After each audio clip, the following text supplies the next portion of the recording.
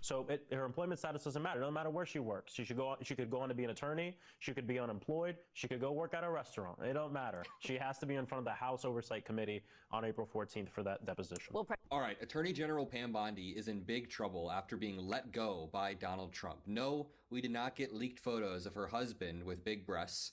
If you don't get that reference, then that probably sounded like a weird joke. But Pam Bondi is in trouble because the Democrats are not letting up whatsoever. The Democrats are doubling down on getting her butt in the chair in front of them on April 14th, 10 days from now, so they can talk to her and ask her questions about the Epstein files and about Trump's administration. Friend of the show, Joshua Doss, made a great point that Richard Nixon did not go to prison for the cover-up of Watergate, but his attorney general did.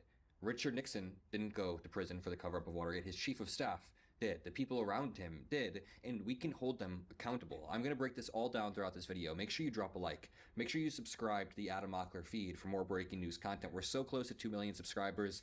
Every single one of you has helped me build this community, do these debates on CNN. It's all because we continue to push towards one unified goal. So thank you, and let's jump in with this Matt Gaetz tweet. I thought this would be a good starting point because I replied to this and went a little bit viral. He said, Pam Bondi will be known as one of the great crime fighters of our time. She's a patriot who has all of our appreciation. Todd Blanche left his comfortable job at a major firm to defend Trump. He has shown moral courage, blah, blah, blah. I said, dude, of course you think this.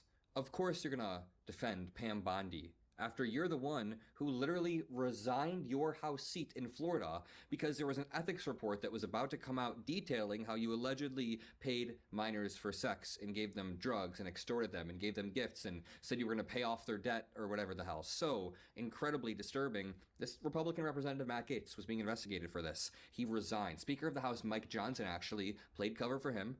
Just like Speaker of the House Mike Johnson has played cover for Tony Gonzalez, Texas representative, just like he's played cover for the Epstein files. Now, this brings me over to Pam Bondi. Pam Bondi is only one of a few officials who have been fired, let go, or are in jeopardy. Top officials fired / in jeopardy, according to MS Now. Pam Bondi gone. Kristi Noem, gone. Mike Waltz, gone. General Randy George, gone. Pete Hegseth let him go. Kash Patel might be in jeopardy after reports that Trump is growing weary. Daniel Driscoll, Lori Chavez-Dreamer, and Howard Lutnick are all currently in trouble after failed negotiations or failed policies. Now, Pam Bondi is in trouble. The Democrats are not letting up, which is what I absolutely love to see. Maxwell Frost is actually leading the charge. He's the youngest person in Congress, Gen Z Representative Maxwell Frost, and he is leading the charge on this. I'll have him on the Adam Mockler channel in the next few days so we can talk about this. He said, Pam Bondi still has to testify under oath in front of the Oversight Committee regarding the Epstein files. This does not get her out of that bipartisan lawful subpoena. He then goes into his details further on MS Now today. I want you to take a listen to this. Joining me now is Congressman Maxwell Frost. He's a Democrat from Florida and a member of the Oversight Committee. So, Congressman, will you, in fact, be seeing Pam Bondi anytime soon? Yeah, April 14th. I mean, when we passed this bipartisan subpoena, which, by the way, it wasn't just Democrats, it was Democrats and Republicans. In that subpoena itself, it doesn't say the Attorney General. It says Pam Bondi. So her employment status is completely irrelevant to her coming in front of us under oath to tell us what she knows about the Epstein files and what she was told to do as it relates to what we think is one of the greatest cover-ups we've seen from an administration in the history of this country. So her employment status doesn't matter. It doesn't matter where she works. She could go on to be an attorney. She could be unemployed. She could go work at a restaurant. It don't matter. She has to be in front of the House Oversight Committee on April 14th for that deposition. I love that line. It doesn't matter what she is. She has to be there. Now, friend of the show, Joshua Doss, you can find him on Instagram or TikTok, anywhere. He responded to this. I found this to be a very unique framework, and I like this a lot. Let me know what you think. This feels as good of a time as ever to remind people that Richard Nixon did not go to prison for the cover-up of Watergate, but his attorney general did. Richard Nixon didn't go to prison for the cover-up of Watergate, but his chief of staff did. Yeah. The way that the federal government and the Department of Justice is set up right now, the shield that it feels like it's giving some really bad actors, that doesn't mean it'll be set up that way in the future. It actually probably won't be. And the people that you're using to protect you will either be in prison themselves or they'll be gone. This is true also for ICE agents. You probably feel like you have a lot of shield, a lot of protections from the most powerful man in the world to wreak havoc in communities. In a weird way, you do right now. But there is no statute of limitations on murder. Nope. You can get tried for wrongful death 5 years from now, 6 years from now, when there's a new president.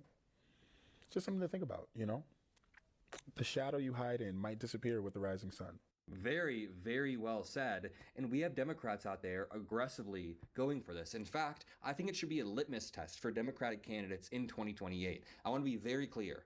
The litmus test should not be, are you going to weaponize our justice system in the same way that Trump did and bring our country closer to fascism? No. The litmus test should be, are you going to apply the law equally to everybody and not give out special favors or pardons or be beholden to special interest groups that could lead you to be going softer on certain sectors of certain people, whether they're people on the left or people on the right. There exists corruption on both sides, but on the right, it is very clearly 1 million times worse when the president is leading the way on it. There was like, what was his name? Bob Menendez, some like nobody congressman on the Democratic side that did some corruption, which is obviously effing awful. But Trump is starting cryptocurrencies, rug pulling the nation, and every single person in his administration is contributing to this type of corruption. Whether we're talking about Kristi Noem running these ads, whether we're talking about Pam Bondi, Mike Johnson covering up stuff like this, whether we're talking about Kristi Noem using taxpayer dollars for hundreds of millions of dollars in ads, whether we're talking about Pam Bondi and her corruption,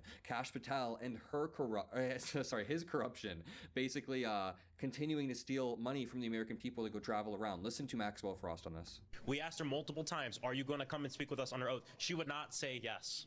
Filibuster would not say yes. And so why do we, and then our Republican colleagues say, is this not enough? Why don't you want to speak to her now? We want her under oath because we do not trust her. Why don't we trust her? Because she's a liar. Look at how that Judiciary Committee hearing went. She was spying on members of Congress when they were in the DOJ looking at the documents unredacted. Look at what she's done as far as not putting documents relating to Donald Trump on the website, not releasing them, and only doing it when the public noticed and said something about it. We want her under oath because we don't trust her. If you're ever feeling pessimistic, just remember we've got Maxwell Frost, the youngest member of Congress, fighting his ass off. Remember, we have certain Democrats making sure they are pushing for a more affordable America. We have the Adam Mockler feed. I'm another young dude, and I'd like to think I'm doing my part by pushing back either on YouTube or in the media or on famous MAGA pundits who are always very smug.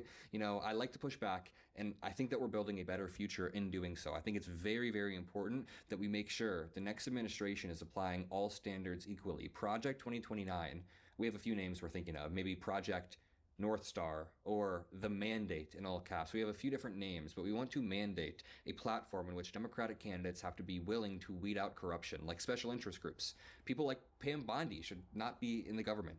ICE agents need to be held accountable if they broke the law. I'm not saying every single ICE agent should be like arrested and charged. No. I'm saying who even knows if it's like 80% that committed crimes? Maybe it's only like 60% of ICE agents that committed crimes, but it's not only, that's a lot.